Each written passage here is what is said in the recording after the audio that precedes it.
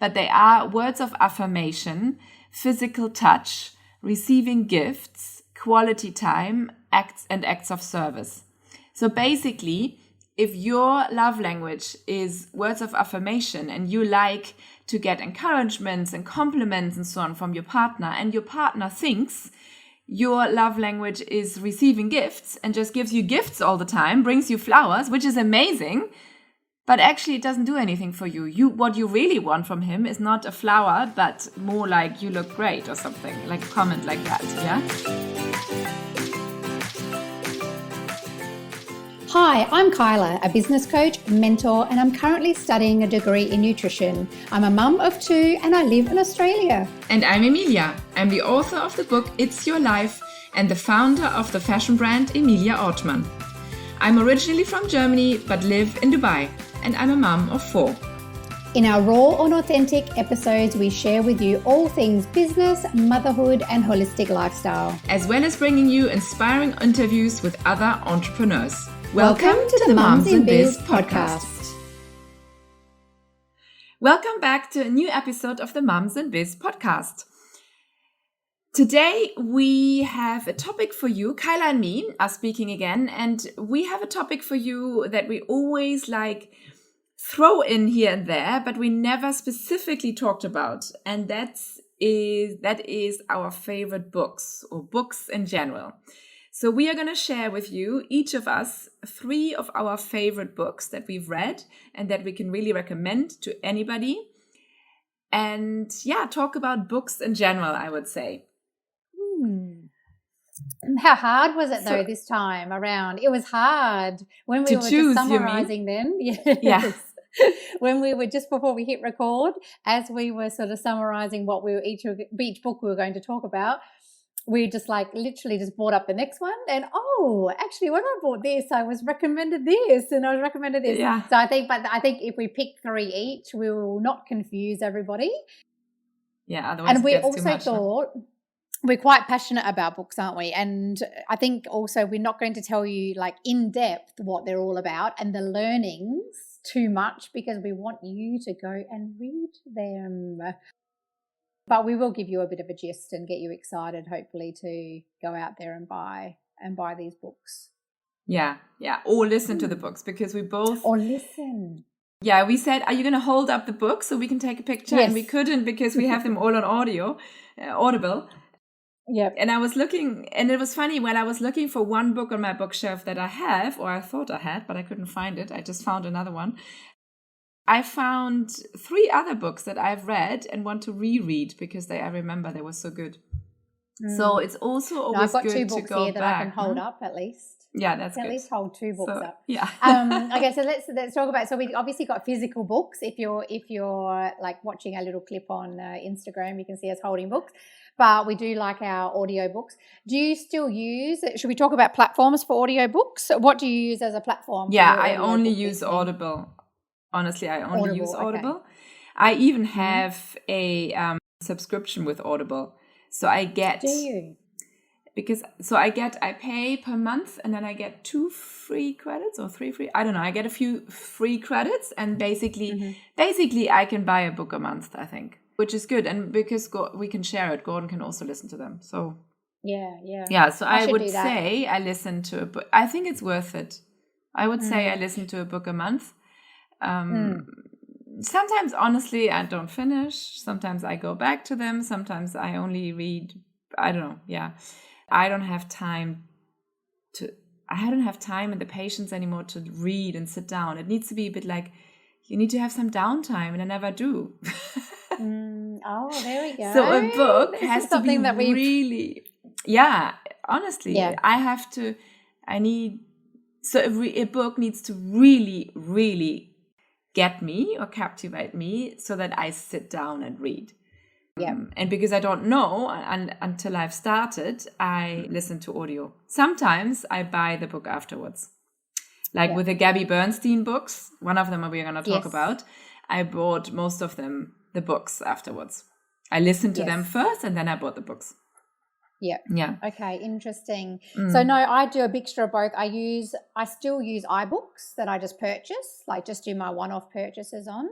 Yeah. And then I do physically buy the books now. And then I just like alternate because, you know, if I'm in the client office, I can then like listen to like obviously stuff on the phone. You know, obviously I can't sit there and read a book while I'm in an office. And then in the evening, you shouldn't say that on the podcast, Kyla. They all know everyone listens to stuff at work. So I either listen to podcasts or I listen to my audiobooks. And then in the evening for downtime, I'll actually physically read because I don't have a TV. So if I'm not studying, then I'll read. And it's a great way because obviously I've got nothing to watch unless I want to put on Netflix on my phone. But no, I can't be bothered. So then I just read.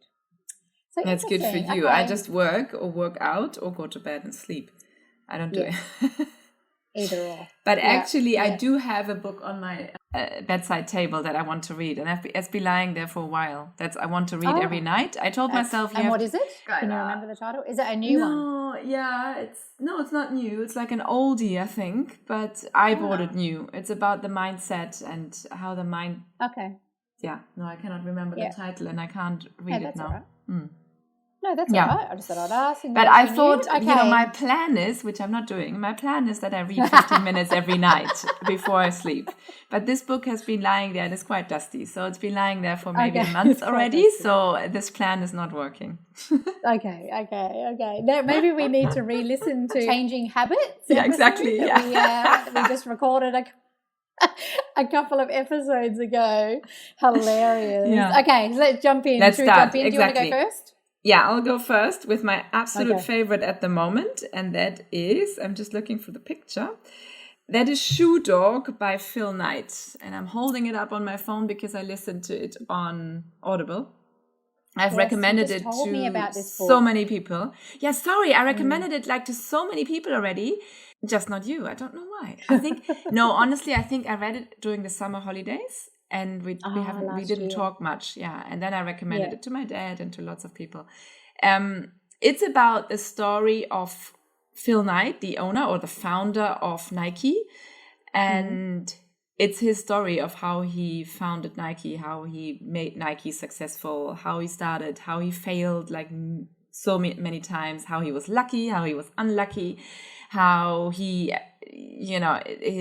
imported the shoes or he had them produced in Japan. And then back then when he started, he didn't have any money. So he got some money from his dad to start the business. He was working full time. He was just like us. And that's what was so nice about it, that somebody who started a multi-million company like Nike started out just like all of us. You listening, us, he had the same struggles, the same worries, the same, like, should I really continue? But then he believed in his product so much. But he had to travel to Japan. He got, like, thrown over. How do you say that? I mean, not treated, like done over. Yeah. Exactly. I can say it, screwed over. We should say that over, I'm in Australia, so everybody knows that word. Yeah. Yeah, screwed over, exactly. I mean, it's like, it was like a fiction book, I couldn't put it. I mean, I was listening, but I was really looking forward every time I had time. It was long.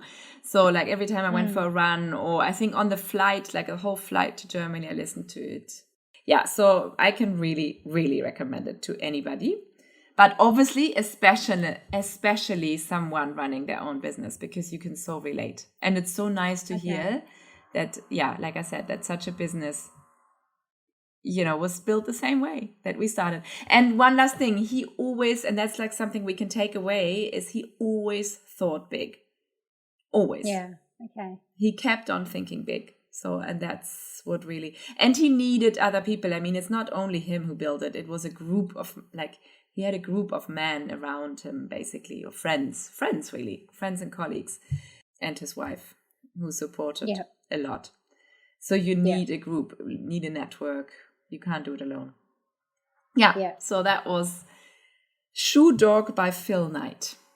Nice. Okay. That's a good segue into my next one, but the female version, because remember I got this book by Samantha Wills a while back. I did it on pre-order, and it's the same like that with her journey through business, but from her obviously she's female, so it's a different perspective, and how she built this jewelry empire from literally like her kitchen table. So Wow. I know that you have it still on order here. I'll hold it up so everyone can see. And it's pretty as well because it's got. What's it called? What's the so title? It's called Of Gold and Dust. Of Mm-hmm. Gold and Dust. It's quite good how she actually uses that phrase like within the book. But it's a bit like that. It was a bit like a fiction book, but it's not. So like it kept me hooked from the beginning. So especially because you have to read it. Everyone has to read it. A bit like Shoe Dog, but you know how she started in the Bondi market selling her jewelry, but even before that how she got into beading and started like selling her little jewelry at her mum's clothing shop that they had in their little town. Yeah. And how she asked her mum to have like a little stand on the counter where she could like sell her like jewelry.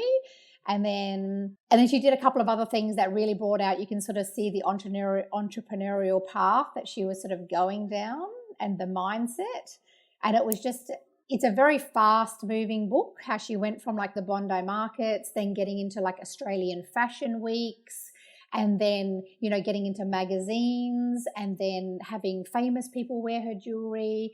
And then I really quite liked the journey of them going to New York. And then she had like an office and a full blown like American business there. But it was quite she's no longer got the business, and the business no longer exists. So like I'll leave that to, you know, if you follow her, you know what's happened if you follow her on Instagram, but I'll let those who haven't read the book like see where her journey, you know, took her. And then she also, because I quite liked it, she also interconnected with like her personal struggle with fertility and endometriosis and her journey there, which a lot of women, you know, go through. And I think she was probably one of the first women to like talk about it here, like openly as a public figure about, you know, about the struggle there. So, and also how she coped with that while she was running this multi-million-dollar jewelry empire. So I loved it. I read it like super fast. Yeah, I know. Like within I remember. a weekend. Yeah, it was like ridiculously fast. And again, like the support network that she had around her, and like her friends believed in her and everything like that. And it was just there's so much more to it. I've listened to so many interviews with her on different podcasts, and there are so much more to her story. But yeah, she writes very well. Very well, that you feel like you are on the plane going back and forth 100 times from Australia, Sydney to New York. You know what I mean? Yeah. It's great. So it's a bit like Shoe Dog, where you feel, you're living it. Yeah. No? I can't wait. Also, I still haven't received it here, but yeah. Yeah. No, I was going to say, and it's also a bit like, it's not a traditional business book. Is that like Shoe Dog as well? It's more like they're talking about their journey rather than saying this is what it takes to build a it's nothing got to do with that. It's about her journey on day dot to, you know, what's happening now and where she's moving to in the future. Yeah. Yeah. Yeah. It's a bit of a twist on the normal business memoir. Okay. Okay. My next book is... Okay, next one. Yep. Yeah. The 5 Love Languages by Gary Chapman. And I think that is a book. Yeah, and Kyla actually also mentioned it, and then we said who should mention it. I love it, and I think everybody should read this book. Honestly, it's like, it's about everybody has a love language that we react to. That everybody has, and I'm just looking at my screen because I wrote them down. So everybody likes to be... Or feels loved when somebody else, in that case, the husband probably, or the wife, the partner, reacts or treats you a certain way. So in the 5 love languages and I'm not taking anything like, you know, away from you to read it because you have to understand it more, but they are words of affirmation, physical touch, receiving gifts, quality time, acts of service. So basically, if your love language is words of affirmation and you like to get encouragements and compliments and so on from your partner, and your partner thinks your love language is receiving gifts and just gives you gifts all the time, brings you flowers, which is amazing, but actually it doesn't do anything for you. What you really want from him is not a flower, but more like you look great or something, like a comment like that, yeah? Then, even though he loves you, or she loves you, he's trying to show it to you in the wrong way. So you can't receive it, basically, because your own love language is something different. And I think it is so good to read, not only to find out what your own love language is and really like notice it, but also you will notice what most likely your partner's love language is. And then you can act accordingly. Because what we usually do is we treat the other person the way we want to be treated. So if, my love language is receiving gifts, I'm giving a lot of gifts to my husband, but his love language is something completely different. It doesn't do anything. Yeah. So, and that's why I think it is such a good book. And it's a great book. Yeah, and I'm holding it up as well here on my phone because... No, it's a great book. And also... it's great to obviously, there it is. It's got the blue cover. Yep, that's it. Yeah. But it's also a great book for just relationships in general. So friendships and that as well. So you know how to treat, your female friends or male friends. Yes. And what are your two like love languages? I just want to say... Did you break it down? Yeah, just one thing. Yes. There's also a book about the 5 languages. I think he has a few books, but this one is the main one. And then there's also another one that I've read is about the 5 love languages of kids. That is also really good. Really, really good to read, and really good if you have kids, to remind yourself how to treat your kids and actually thinking about it. I think it's a book that we should all read, once a year, just to be reminded and to treat our kids and our partners with the way they want to be treated, and just so my love language is probably words of I can't remember what we talked about it, Gordon and I think mine is words of affirmation and quality time. And yours, what do you think? Mine's like a mixture of like the communication more than the affirmations. Does that make sense? Like I need to be like communicated to. And then, so that's a key one, because I think if you can't communicate, it doesn't work. And then also physical touch, because I'm a very touchy person. Yeah. So, no, I think it's a great book. Yeah, really, really good. And I love the one for the kids as well. Yeah. All right. Next one. The next one is definitely one that you may have known the author from, like Eat, Pray, Love, which I read years and years ago. But she's got a great book out she has for a while now, called Big Magic. And I definitely recommend everyone to read it or listen to it. I do have it on audio as well, because it's really just it's about her journey as well, like her creativity journey. But it's also looking at fear from a perspective of like walking alongside of fear instead of letting fear control what you're doing in like the creative or workspace. Does that make sense? Like fear is always going to be present. Like it's always going to be scary when you're doing new things or, whatever is happening, but letting it drive you and walking like along with you rather than it being the blocker for what you want to do. And she just basically talks you through how to do that in different chapters and tapping into the creativity side, tapping into more of like, the heart of everything that you're wanting to do. So it's a great book. It got huge praise, and she did she was here just before lockdown last year. It was February 2020, and I went to her speech. Like she was doing a speech with a group called Business Chicks here, and she was doing some readings, but she was also doing some questions and answers, and she was an amazing speaker, talking about some stories and delving in. So it's definitely a book to read. Okay. Yeah. Good. Yeah, I loved it as well. I listened to it again. Yeah, listening is good because she narrates as well. It's always nice when, she does that. And so does Gabrielle Bernstein. She narrates her books too. Yeah. Okay, so the next book that I have for you is pretty new, I think. It's called Green Lights by Mcconaughey. And I have listened, it's the last book is it? Yeah, the last book that I read or listened to. And I really, really liked it. And I'm recommending this one because it's pretty new, so you might not have read it or listened to it. And it is, again, really captivating. It's not a business book. It's his story. Matthew McConaughey, the actor, you will definitely know him.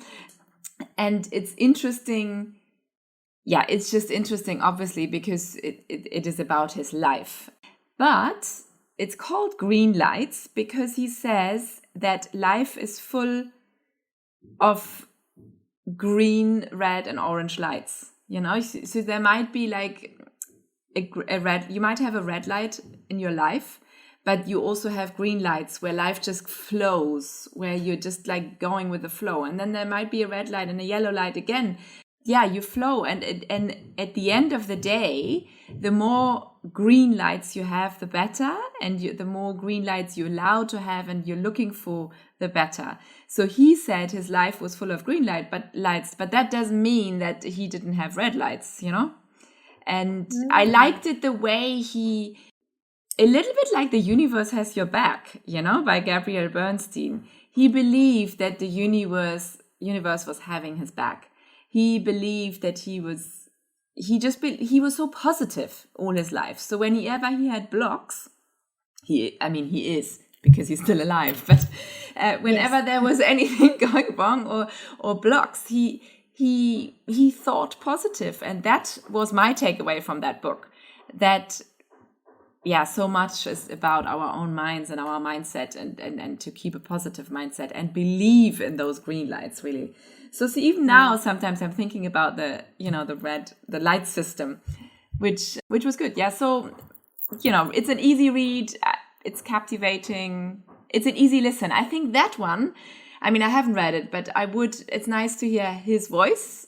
And he does have a soothing voice. Exactly. Well. He's an actor, so his reading is amazing. And it's like a story, really. Like you listen to a story. So it was an easy book to listen to, while you're in the car or getting ready in the morning. So I have to download it. I haven't. Over the last 12 months, he's become quite prominent in the sort of motivational sort of speaking as well, like on like little snippets on Instagram or TikTok, or it's him speaking about his motivation. Does he speak in the book about where he gets that positive attitude from, or was he just born with it? Does he talk about any of that or not? I think he was quite. I'm wondering how he can be that positive. Parents? I don't know. Yeah, I think a lot was his parents, his mom.